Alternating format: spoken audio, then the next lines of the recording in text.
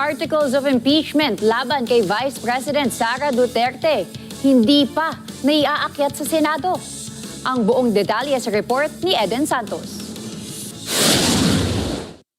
Nagkagulo kasi sa Senado kagabi at nagkaroon ng lockdown kaya hindi pa naitatransmit ng Kamara ang Articles of Impeachment laban kay Vice President Sara Duterte. Ayon kay Manila 3rd District Representative Joel Chua, hinihintay pa ng tanggapan ng Secretary General kung kanino makikipag-ugnayan dahil na rin sa biglaang pagpapalit ng liderato ng Senado. Gayunman, umaasa si Chua na sa loob ng linggong ito ay maipapadala na sa Senado ang kopya ng Articles of Impeachment.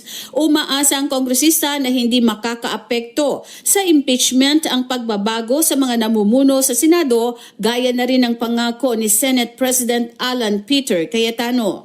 Kagabi at kaninang umaga nung kausap ko ang ating SecGen ay hindi pa na itatransmit yung articles of impeachment dahil nga inaantay pa nila kung kanino sila makikipag-coordinate. So hopefully malaman natin yan. Pero ako naniniwala within the week naman yan mangyayari lahat yan.